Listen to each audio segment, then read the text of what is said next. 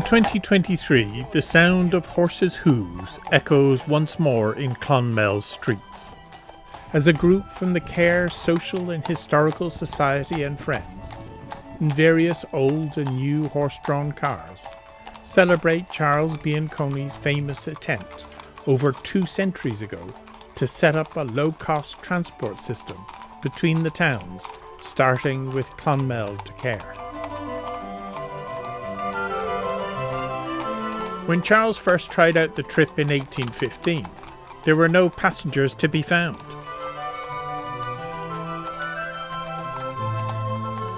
Dr. Pat Wallace, author of a new definitive book on the history of Irish horse-drawn transport, takes up the story. It wasn't a success. So what he did was he ran another one against it because he was a born businessman. He ran another one against it to create the illusion of competition. Bianconi, one of the greatest judges of character, knowing the love of the Irish for fun and contention, began to start the 2 cars at the same time, with private instructions not to spare the horses and to pass each other as often as possible on the road. Now the fun and contention was up, and the crowds began to gather to see the start. But how would they see the finish? Impossible without getting up in the cars. And that succeeded. People started taking one or the other of the vehicles on offer. And from there, he grew it very gradually. The car design was not a common one to the outside travellers, especially the British on the Grand Tour, who, prevented from going to the continent because of the Napoleonic War, travelled to their nearest neighbour instead. We sit sideways, Paddy the Jarvey sits sideways, and sideways we rattle along the streets. Some wag has broached the theory that Irishmen take a one-sided view of things because they travel sideways and see only one half of society at once. But we must say that these cars are easy to ascend, easy to quit, and easy to ride upon.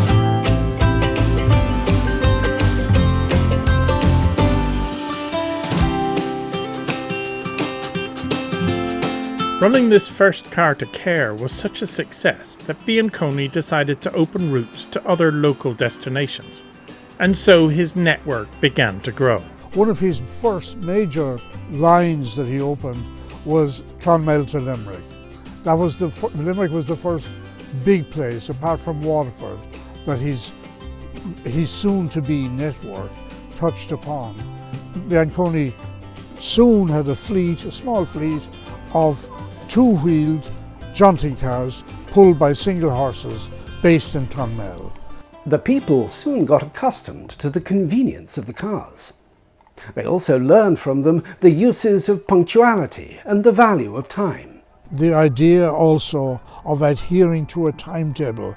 You knew the boat was coming into, say, Mountmellick at 2:30, so you had your car there to collect and to deliver as it went on towards the Shannon.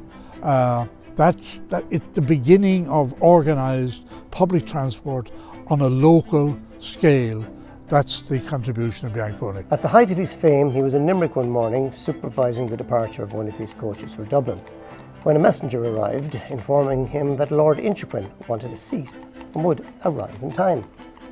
Now, one of Bianconi's principal rules was that the coach or car should start at the fixed time. On this occasion, as usual, Lord Inchiquin was late, and when he arrived, the coach had left 10 minutes before.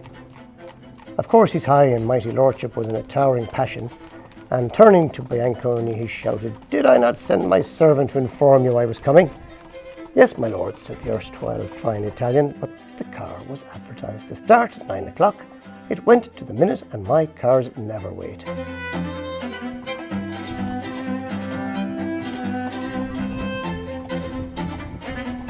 The open cars were not the easiest form of travel, especially in the Irish wet climate. One of the travellers of the time gave helpful tips of how to manage on one of these cars. Ascertain which way the wind is blowing, if the weather is cold or likely to be bad, and choose your side accordingly, as the tourist will find it no slight comfort to hear the rain beating on the other side while the well and the luggage shelter him. Aprons are provided in the car. At the same time, a private waterproof apron is a great convenience. a good word should be said for the drivers of the Bianconi cars, who are, with scarcely an exception, steady, obliging and civil men, and pleasant companions to boot. After some time, I increased the size of the car, from 6 passengers to carrying 8, and as the breed of horses improved, I converted the 2-wheeled 2-horse cars into 4-wheeled cars, drawn by 2, 3, or 4 horses, according to the traffic on the respective roads and the wants of the public. Bianconi moved into a building later known as Hearn's Hotel, after Dan Hearn, his main agent and right-hand man in Clonmel. Here he set about creating his own manufacturing base, so as to keep repairing but also innovating the designs of his cars. A young John Walsh recalls his first sight of Hearn's Hotel as a boy, coming to work for Bianconi. At the back of the hotel and office was a large yard. On the right was the harness room, where 5 men were busy working. Higher up there were 3 forgers with 8 smiths, all of them busy with their irons. On the left was the timber shop, where a foreman and his wheelwrights were engaged. Above that were the hospital stables, capable of holding 16 horses. And in a loft over the stables and timber shop, 2 men were always at work making new cars, and another man painting them. Cars drawn by 3 and coaches drawn by 4 horses came in and went out so fast that for days I was bewildered, did not know what to think. It was a hive of industry, and the great thing about it was the jaunting cars were interchangeable. You could take an axle and wheels off one and put it on another. So it was a bit like Henry Ford's massive production line. It was that in embryo for the horse-drawn world, really. Not long after his network started, Bianconi, who was finding it hard to finance the expansion of his network, had a lucky break. Again, one that required him to seize the opportunity when it presented itself. At the Waterford election of 1826, the Beresford party, who were all-powerful, asked Bianconi to supply them with cars. This he did, but the most powerful party was not the most popular. Bianconi was pelted with mud, and some of his cars and horses were thrown over the bridge into the river. Bianconi thereupon wrote to the Beresford agent, desiring to be released from his engagement. Bianconi was released from his contract.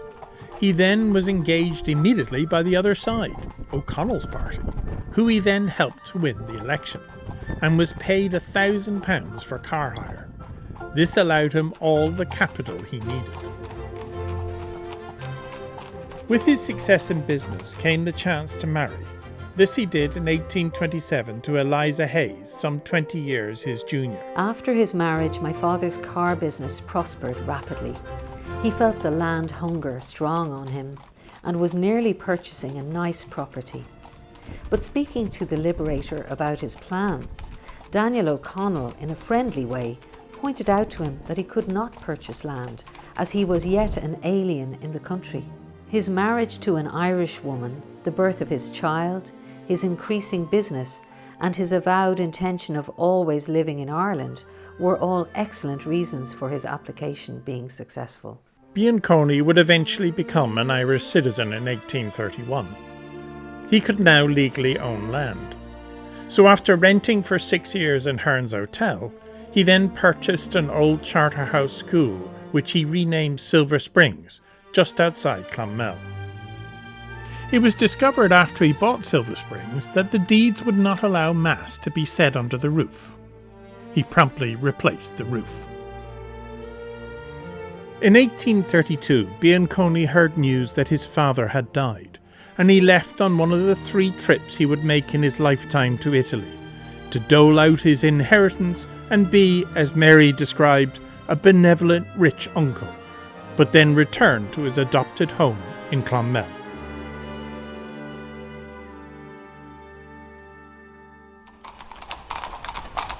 Back in Clonmel, as his network routes increased, Bianconi cars needed to regularly change horses to keep up the regular speed, so he created a network of Bianconi inns.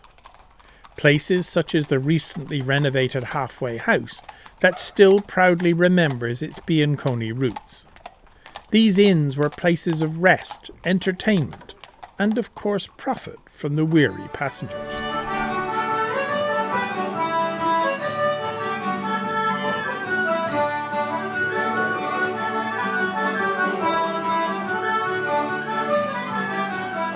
In terms of Bianconi, this was one of the coach stops for Charles Bianconi between Clonmel and Dungarvan. The coaches stop here, they change the horses will be tired and sweaty, and they brush them down and put them into stables here, take out the fresh horses and off to Dungarvan, These inns were not just for passenger lodging and shelter for his spare horses, but they were also part of a vital depot network across the country to feed all these horses. He saw that if you could control your own hay, oats and all that for horses, you would be free of the market. So he bought tons of oats and stationed them at certain places along the road, kind of depots. The buy-ins now became very popular. Everybody was under obligation to them. People would go and come from market and buy and sell their goods more advantageously, and it was found better and cheaper to ride than to walk.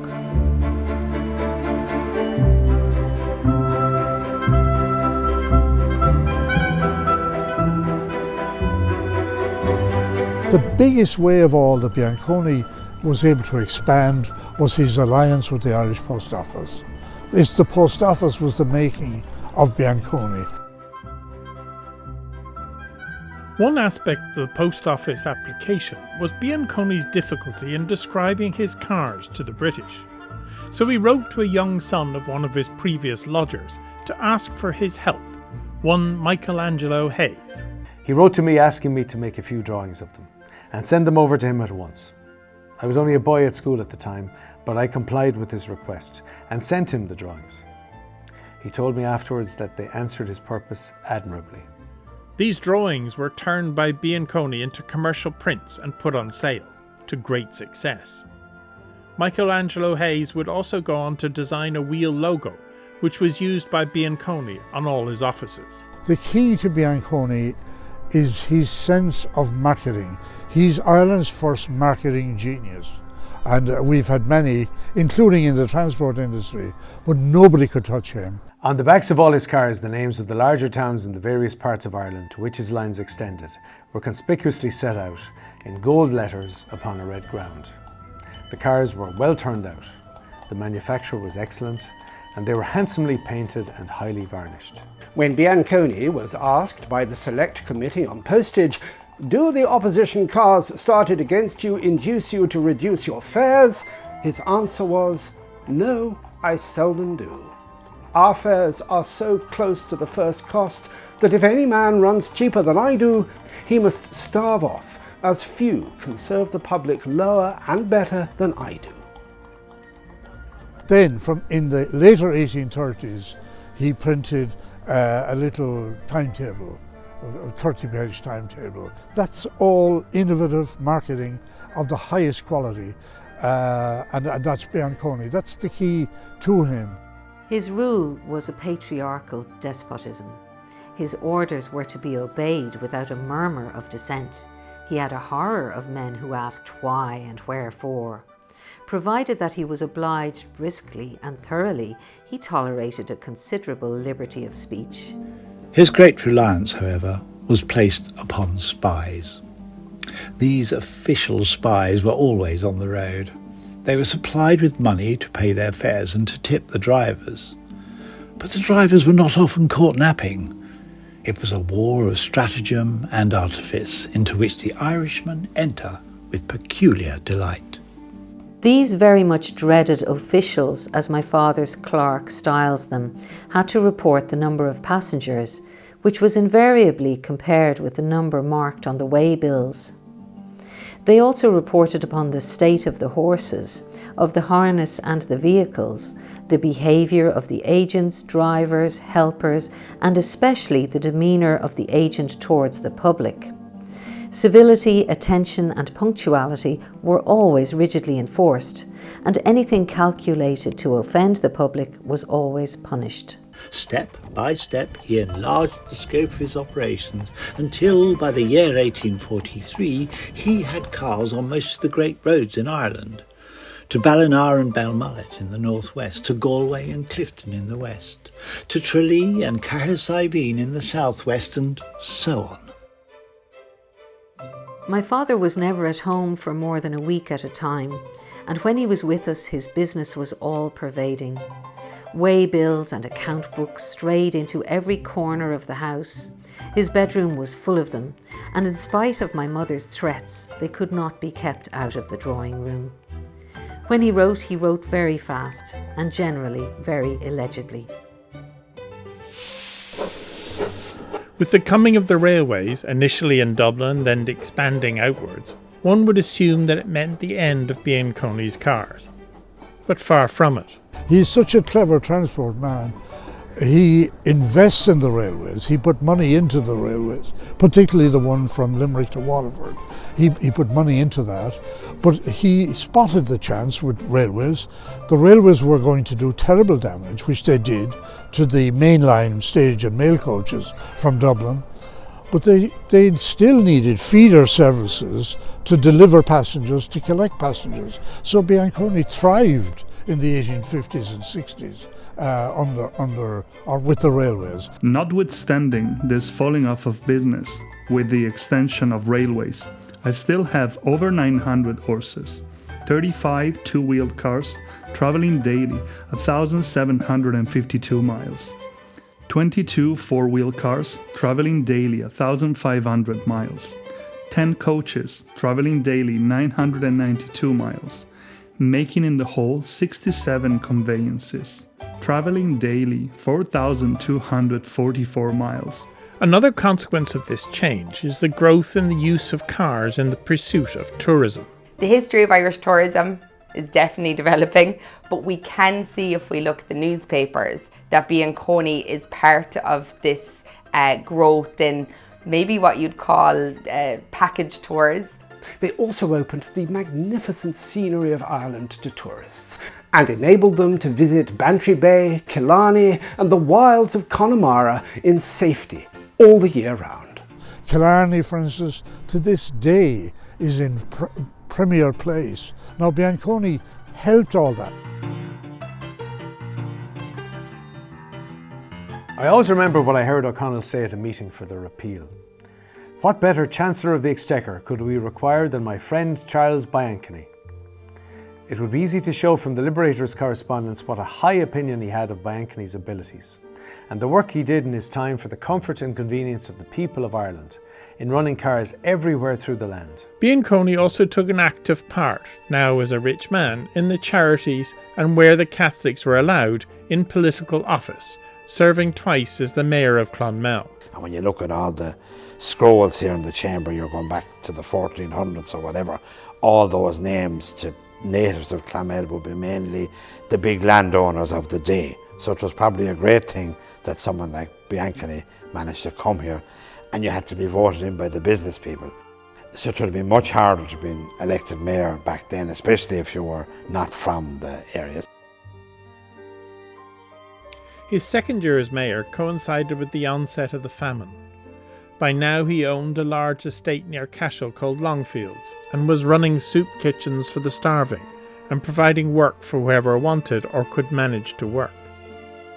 As chief magistrate, he ruled the little community like a patriarchal autocrat, distributing justice, charity and advice liberally and impartially.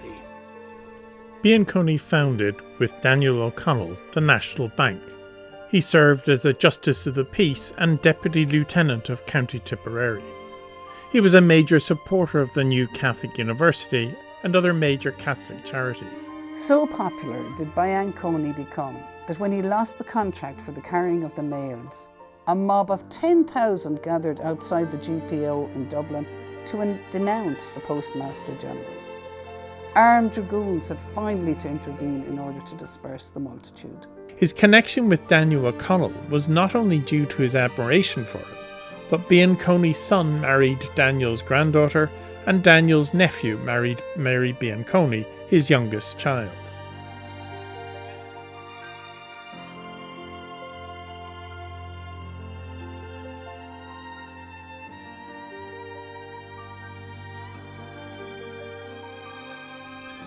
Unfortunately, Bianconi's family life was full of tragedy, with the death first of his eldest daughter Kate, and then his son, leaving just Mary in his later years.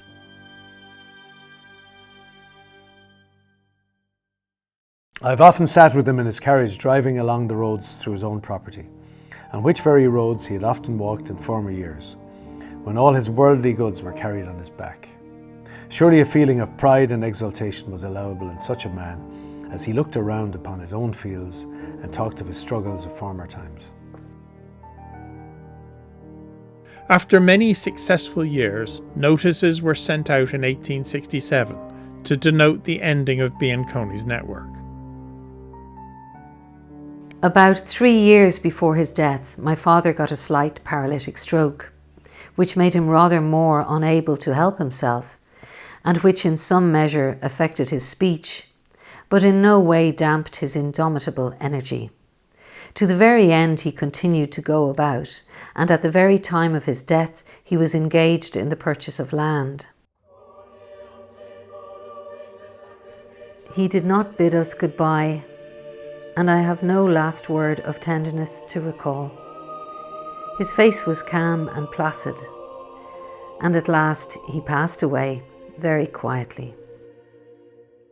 Charles Bianconi died on September 22nd, 1875, aged 89, and was buried in the chapel he built on his estate, in which he had already interned his son and daughter. His funeral was more than half a mile long. The people carried his coffin on their shoulders, from the parish church to the little mortuary chapel, and I never saw stronger feelings of sympathy and respect. And so ended a chapter of Irish transport history and of Irish national history. He didn't play hurling for Tipperary, he didn't fight or shoot any rifles, but he did great work for Tipperary. So I'm going to ask everyone to give 3 cheers for Charles Bianconi. Hip hip! Hooray! Hip hip! Hooray! Hip hip! Hooray! And can we have a round of applause please for all the carriage drivers and their families. It remains a mystery why such a person, who had such a huge impact on the opening up of the island at a crucial time in its history, that attracted admiration from beyond these shores, why such a person is not more well known or honoured on a national stage.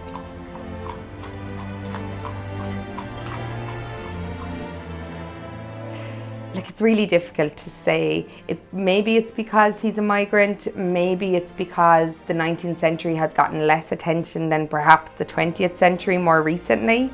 Over the last 20 years or 30 years, that memory, the folk memory of Bianconi has slipped, and yet, you know, when you go out and talk to people, I mean, and you know, there are milestones, there are these reminders of Bianconi's times and his achievements all around us still. Charles Bianconi, resident of Clonmel, and a man who left a profound mark on his adopted country. Can such a person not set an example to the Clonmel of today? Some of the best inspiration comes from the past. It's sometimes not about inventing something, it's about going back, seeing what was done before, and maybe representing it, or contemporizing it, or making sure it's understood. Just that it's very seldom in your life you come across that kind of businessman that's some way totally different than the norm. And I think, you know, it's something that can instill pride into the whole area, an asset we haven't really got the full value of yet. And the most important word there is yet. You can't just forget that man. It's impossible really. How do you know? I am, yours faithfully, Charles Bianconi.